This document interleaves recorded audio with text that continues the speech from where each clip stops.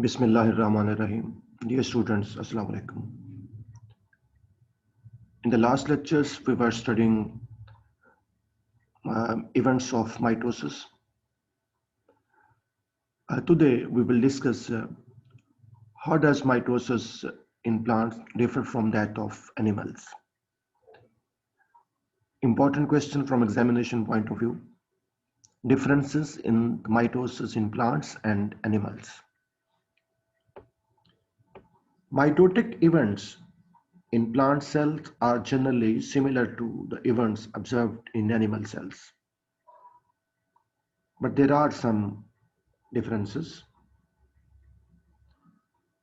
आमतौर पर mitosis plant cell और एनिमल सेल्स में सिमिलर होती है, लेकिन कुछ दो तीन डिफरेंसेस हैं, हम उनको देख लेते हैं. सबसे पहले number 1, no centriole. Most higher plants lack visible centrioles. आपको पता है प्लांट सेल में सेंट्रियोल नहीं होता. Instead, they have its analogous region from which the spindle microtubules radiate. उससे मिलता जुलता सेंट्रियोल से मिलता जुलता एक स्ट्रक्चर रीजन होता है साइटोप्लाज्म का, जहां से स्पिंडल फाइबर्स ओरिजिनेट करते हैं. तो in plant cells no centriole at the end of the spindle fibers and esters are not formed. Esters भी नहीं बनते, सेंट्रियोल भी नहीं स्पिंडल फाइबर के एंड पे होता. स्पिंडल फाइबर्स होते हैं, लेकिन स्पिंडल फाइबर्स के पोल पे सेंट्रियोल मौजूद नहीं होता, और इस तरीके से एस्टर्स भी नहीं बनते. तो ये पहला डिफरेंस है. दूसरा, changes in the cell shape. Shape of the plant cell does not change greatly compared with animal cell because it is surrounded by rigid cell wall. क्योंकि प्लांट सेल के बाहर रिजिड सेल वॉल होती है, इसलिए mitosis के दौरान plant cell की shape खतरखा चेंज नहीं होती, जबकि एनिमल सेल की शेप में चेंज आती है. देन जो सबसे इंपॉर्टेंट बात है, difference in cytokinesis. Short question आ जाता है, how does cytokinesis in plants differ from that of animals. Plant में साइटोकाइनेसिस एनिमल की साइटोकाइनेसिस से कैसे मुख्तलिफ होगी. At cytokinesis in place of contractile ring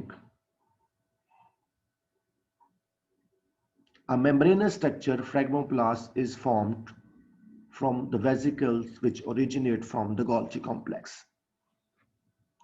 animal cells में जब साइटोकाइनेसिस होती है, तो हमने ये बात पढ़ी थी कि astral microtubules send signal to the equatorial region of the cell where contractile ring is formed. After the formation of contractile ring, there is cleavage furrow, and this cleavage furrow grows deepen and ultimately divide the cell into two daughter cells. Animal cell में जब cytokinesis होती है तो contractile ring बनता है, और आपको ये बात पता है कंट्रैक्टाइल रिंग कैसे बनता है. जो एस्ट्रल माइक्रोट्यूब्यूल्स होते हैं वो सेल के सेंटर में एक्यूटर में सिग्नल भेजते हैं, वहां एक्टिन और मायोसिन प्रोटीन एक्टिवेट होती हैं, कंट्रैक्टाइल रिंग बनता है, और इसके बाद क्लीवेज फरो बनती है, और क्लीवेज फरो डीप से डीप होती जाती है और अल्टीमेटली सेल को दो हिस्सों में, दो सेल डॉटर सेल में डिवाइड कर देती है. एनिमल सेल में कंट्रैक्टाइल रिंग बनता है, लेकिन प्लांट सेल में कंट्रैक्टाइल रिंग नहीं बनता. In place of contractile ring plant cell में there is a membranous structure. एक स्ट्रक्चर बनता जिसको कहते हैं फ्रैग्मोप्लास्ट. ये फ्रैग्मोप्लास्ट जो है ये गोल्जी वेजिकल, गोल्जी बॉडीज के वेजिकल से बनता. These vesicle originate actually during the metaphase. Metaphase जब सेल डिवीजन की हो रही होती है कैरियोकाइनेसिस की, तो मेटाफेज के दौरान गोल्जी बॉडी से वेसिकल्स बनते हैं. These vesicles line up in the center of the dividing cell. वो वेसिकल डिवाइडिंग सेल के सेंटर में लाइन अप होते हैं और when they fuse to form the phragmoplast at the end of the telophase. और telophase के and पे वो वेसिकल फ्यूज होकर फ्रैग्मोप्लास्ट बना देते हैं. वो जो वेसिकल की मेम्ब्रेन होती है, the membrane of the vesicle become the plasma membrane of the daughter cell. उससे डॉटर सेल की प्लाज्मा मेम्ब्रेन बनती है, जबकि जो वेसिकल के अंदर मटेरियल होता है वो फ्यूचर की सेल वॉल होती है. The membrane of the vesicle become the plasma membrane of the daughter cell. So these vesicles also contain material for future cell wall, such as precursors of cellulose and pectin. Cellulose बनाने वाला, pectin बनाने वाले खाम माल उसके अंदर होता है, material होता है.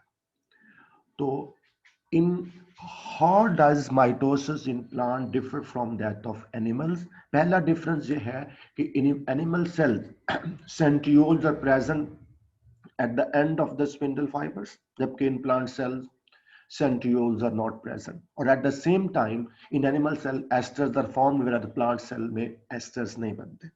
दूसरा, cell की shape के हवाले से, the shape of the plant cell does not change as much as compared to animal cell because plant cell has rigid cell wall.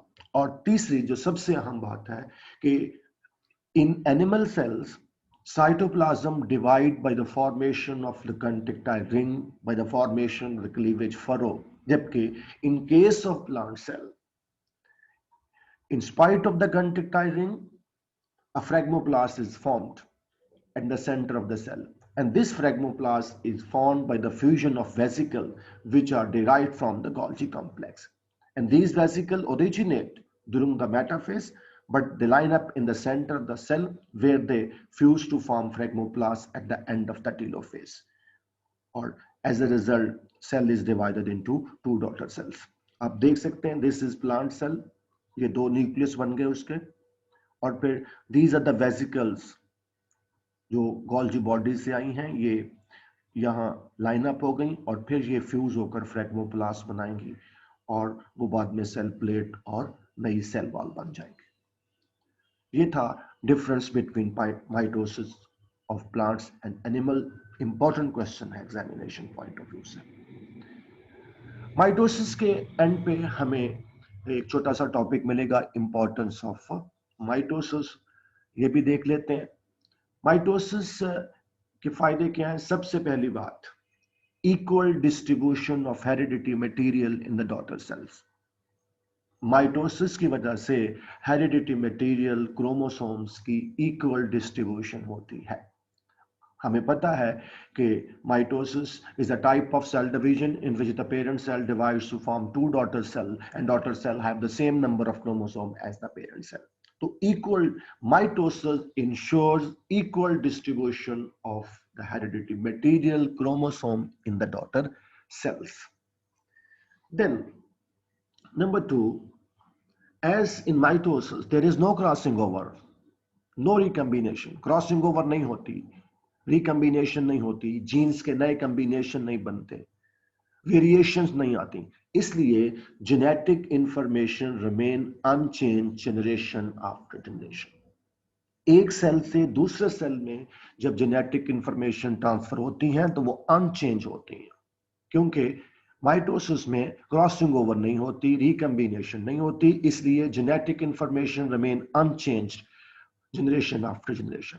Similar information are transmitted into the daughter cell, इसलिए जो daughter cells की information, plants parent cell की जो information होती हैं वो as such unchanged parent daughter cell में transfer हो जाती है.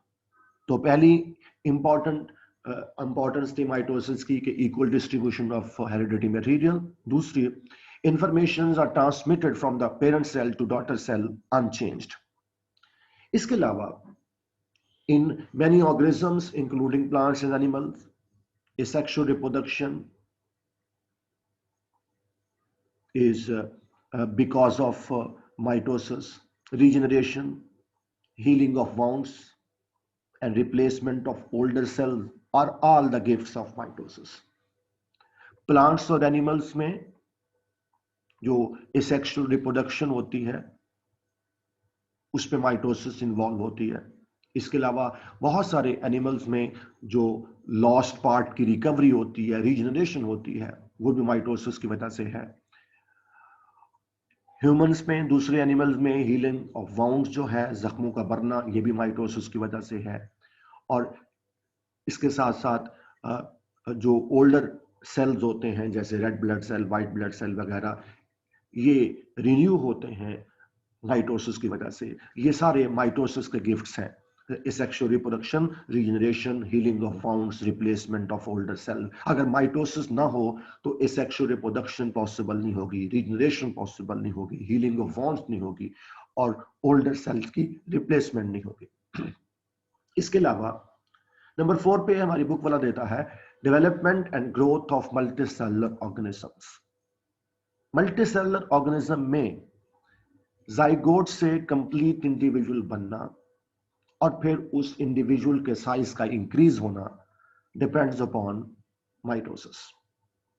Development and growth of multicellular organism, यहां डेवलपमेंट से मुराद जाइगोट से कंप्लीट इंडिविजुअल बनना और फिर growth increase in size. Development and growth of multicellular organism depends upon orderly controlled mitosis. Orderly controlled, एक तरतीब, ordered mitosis, regulated, controlled, जब चाहिए, जिस वक्त चाहिए, जितनी चाहिए उतनी हो। माइटोसिस अन्यवानी होनी चाहिए, जितनी एक ऑर्गेनिज्म को रिक्वायर्ड है, जिस वक्त रिक्वायर्ड है, उतनी होनी चाहिए। इसके अलावा टिश्यू कल्चर, जिसमें एक स्मॉल टिश्यू से एक हम पूरा प्लांट बना लेते हैं इन द लेबोरेटरी, और cloning seek help through mitosis. Tissue culture और क्लोनिंग जो है वो भी माइटोसिस की वजह से होती है।